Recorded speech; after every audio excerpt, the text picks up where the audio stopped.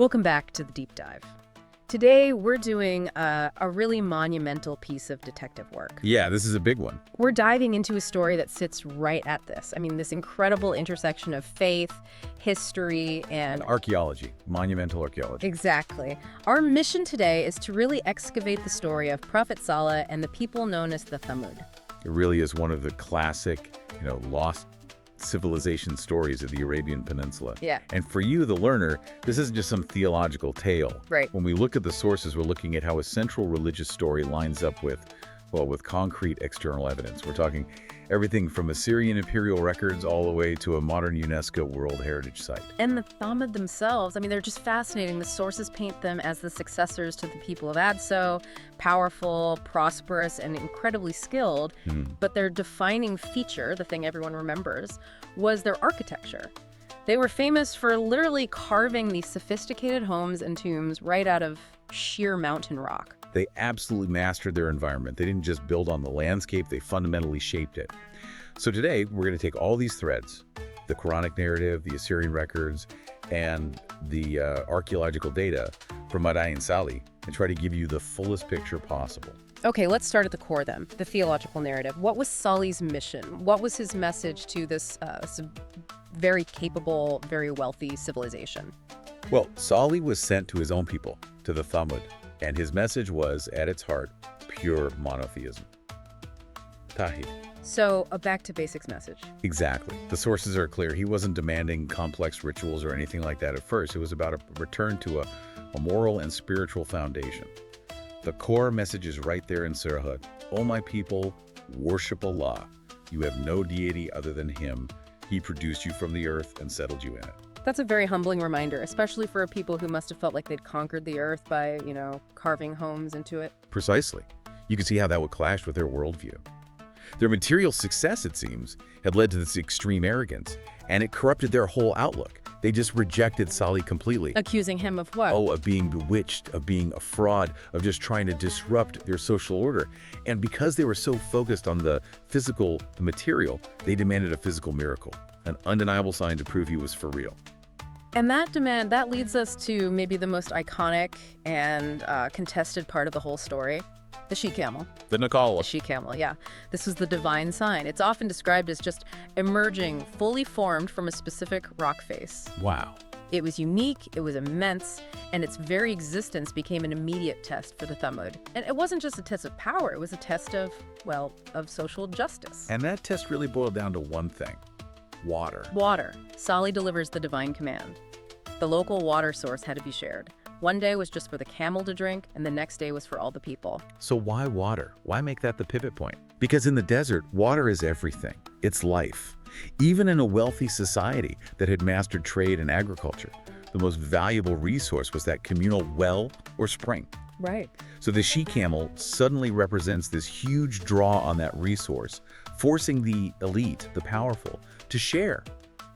It was a test of obedience, sure, but it was also a test of humility, of resource allocation. Well, if they were so advanced, masterful architects, wouldn't they have had massive cisterns, plenty of storage? Was this really about scarcity, or is it just about power? It's the latter. Yeah. And that's the whole point. Oh. The sources really emphasize that this wasn't about survival for the people. It was about entitlement for the ruling class. Oh, okay. They just saw the camel as this intolerable burden, a challenge to their authority. It wasn't about the amount of water, it was about who controlled it. The camel was a divine check on their systemic hoarding. And that arrogance, of course, leads to the crime. This small group of high-status men, they conspire and they kill the camel. Yes, they hamstring it. A direct violation of the warning.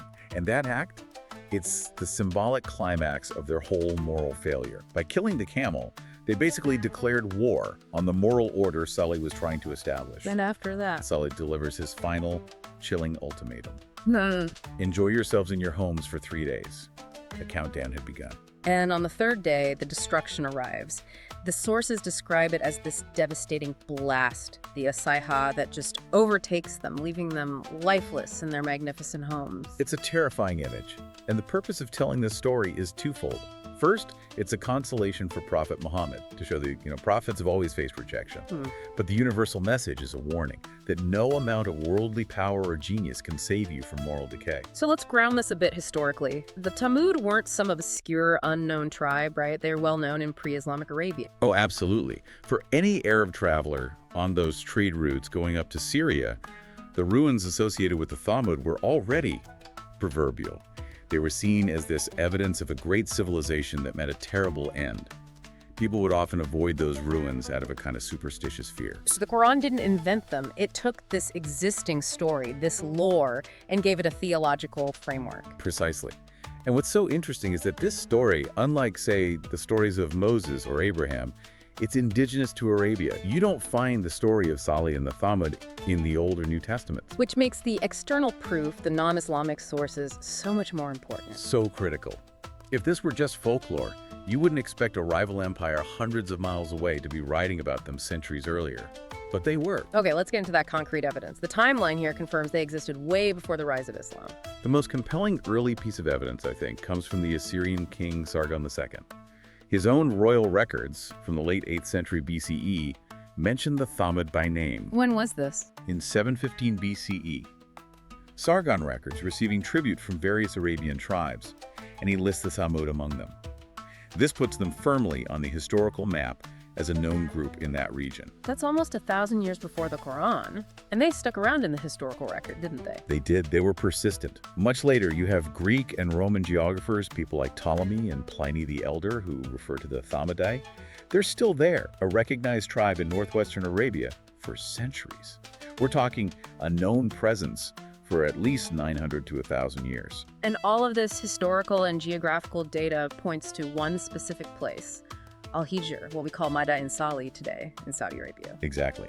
And the proof on the ground goes deeper than just the big tombs. The whole area is covered in what we call epigraphic evidence, written proof. Inscriptions. Thousands of them. Thamudic inscriptions. They're not formal records usually, more like graffiti, names, prayers, little notes etched into the rock faces. And that's key because it confirms the name and the language of the people living there. Yes. The Thamudic script is distinct. Its existence proves that the people calling themselves Thamud were literate, they were active, and they were right there, providing that linguistic link back to the people the Assyrians wrote about. It's definitive. And of course, these ruins, the rock-cut tombs, they're now a UNESCO World Heritage Site, so the whole world can see this architectural skill. But this strong historical backing also leads us to the biggest challenge from critics, the issue of chronology. And this is where we have to be intellectually honest. It's the point where history, faith, and archaeology get complicated. Historians will correctly point out that the most famous, the grandest tombs at Madain Saleh, the ones you see in all the pictures. The tourist draw ones. Right. They aren't from the ancient Thamudic era. They are mostly from the later Nabatean period, around the 1st century CE, the same people who built Petra. So the criticism is that the Quranic story is confusing two different civilizations, the ancient Thamud and the later Nabateans, just because they both carved things out of rock in the same place, an apparent timeline error. That is the academic hurdle. But the counter-argument from scholars is to look at the site's entire history. The Nabateans didn't just show up and invent the place. Right. The evidence shows the Mutic tribes were there long before, back to the time of Sargon II at least. The argument is for successive civilizations. The Nabateans inherited and then built upon an existing local tradition. So they took this practice of rock carving and just elevated it. Precisely. They took the local tradition and gave it that monumental Hellenistic style we see today.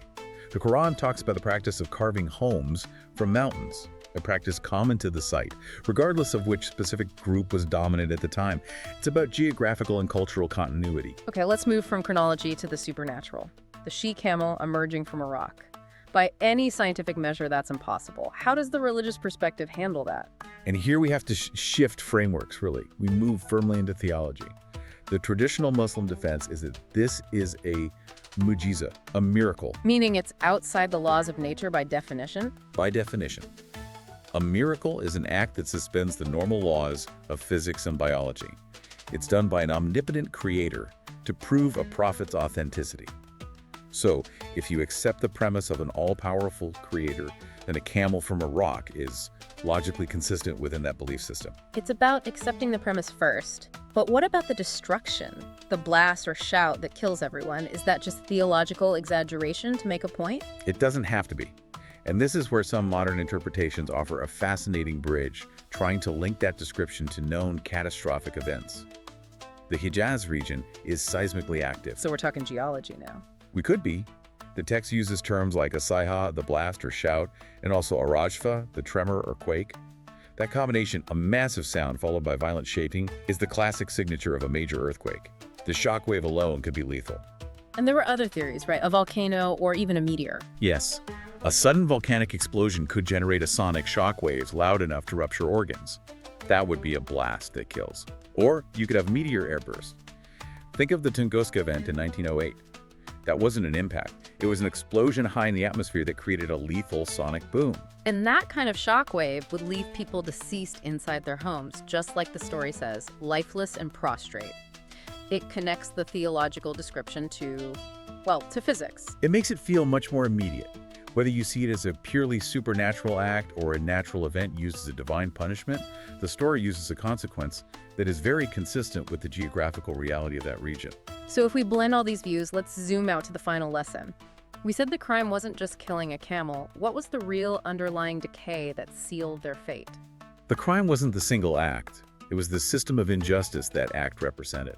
They were destroyed for their systemic arrogance, their oppression, their hoarding of resources.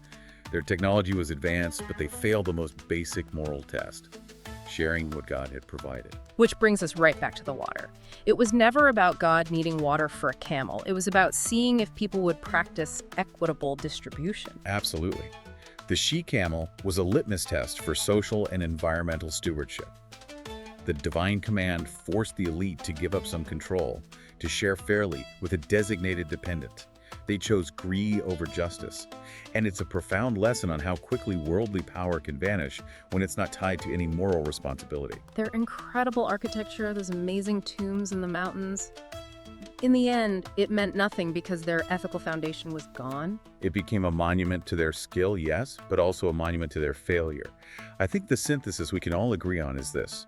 The Thamud were a real, historical people whose sudden, dramatic end became a powerful piece of Arabian folklore. And the Quran took that history and embedded a very specific moral and theological message within it, using the miracles to highlight divine justice and the consequences of arrogance. Those monuments are just silent witnesses to a civilization that failed a simple test. And that test echoes today. The fate of Thamud hinged on whether they'd share one resource, water, with one creature.